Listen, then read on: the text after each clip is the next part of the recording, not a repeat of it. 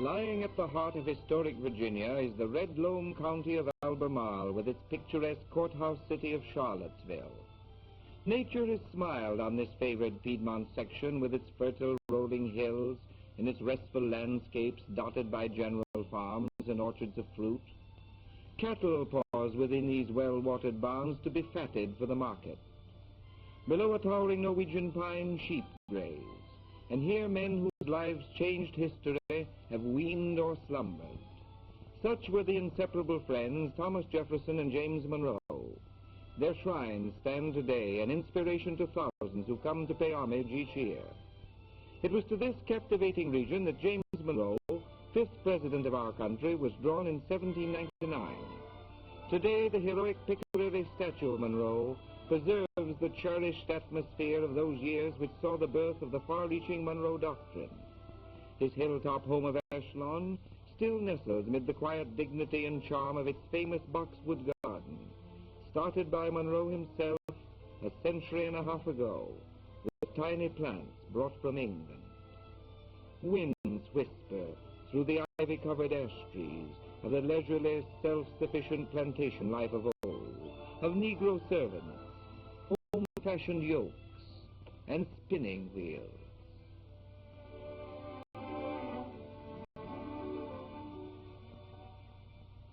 Surrounded by the deep red buds of the Judas tree, Ashlawn, mellowed by passing years and changing owners, has now become a permanent shrine to honor the greatness of its builder. Here today is being recreated Monroe's cabin castle, designed by his close friend Thomas Jefferson, whose home, Monticello, can be seen from the arched doorway of Ashlawn. It, too, stands on a hilltop. Quiet simplicity of white columns against red brickwork marks Monticello as one of the noblest homes ever built by man.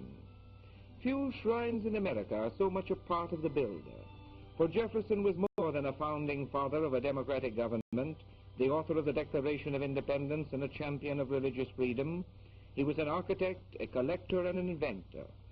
His famous compass, attached as it was to a weather vane above, could be conveniently read in the ceiling of the east portico of Monticello.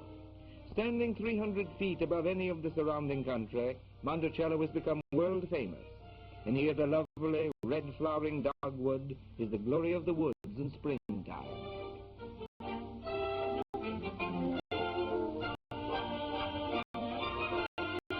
The graceful lines of Monticello have long since become a perfect example of early American architecture.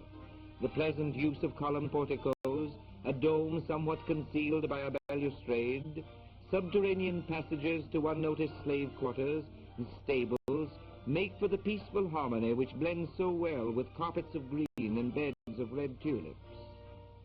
Jefferson himself was the meticulous architect and landscaper, and early became known as the first American who consulted the fine arts to know how he should shelter himself from the weather.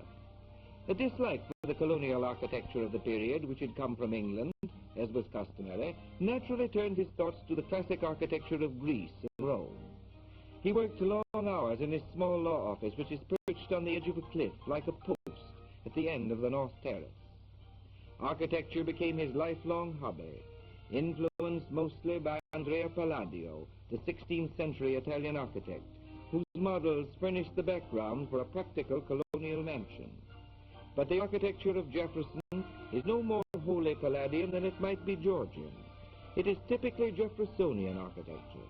We say today a natural American design. And Jefferson has become one of the few great architects ever produced in America. His terraces concealed scenes of great activity in those olden days, and underneath the North Terrace lie the stables, the ice house, and the bath.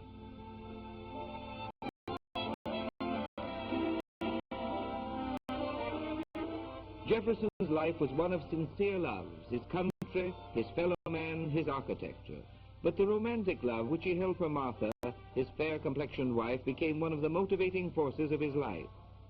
Quaint Honeymoon Lodge at the end of the South Terrace today symbolizes this devotion. Here great happiness was theirs for 10 years, when Martha died untimely. Her death tragically staggered Jefferson, though the years to come were to see his rise from a ministership to France to Secretary of State, climaxed by the presidency of the United States in 1801. Stately Monticello is indeed a rich heritage and majestic patriotic shrine, and had it been Jefferson's only contribution, his fame would still live on. But scarcely 3 miles northeast of Monticello, near Charlottesville, lies the spacious campus of the University of Virginia. Here Jefferson captured queenly grandeur as he worked out the architectural details for the university. These gave the campus one of the noblest edifices of any institution of learning, the Rotunda. Today, more than 3,000 youths study and stroll mid matchless colonnades, pavilions and dormitory ranges fronted by arcades, and huge quadrangles of lawn brooded over by luxuriant and noble columns of elm trees. Today, as we wind past great lawns and through hedge roadways, a progressive institution stands before us. Modern dormitories house students, and gymnastic facilities abound to steel 20th century youths for their tasks.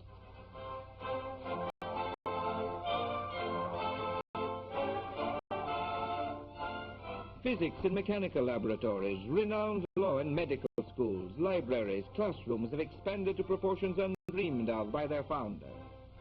Jefferson's vision of life, bulwarked by active participation of Monroe and James Madison, has become the ideal atmosphere for scholarship and learning.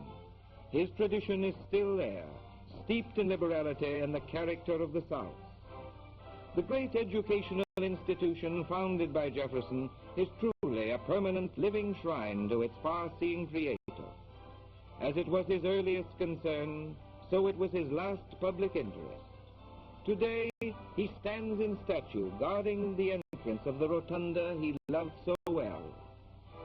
Surely the exalted lives of Monroe and Jefferson live on, as the rich heritage which they left to man is nurtured and guarded on a university campus of such unsurpassed beauty.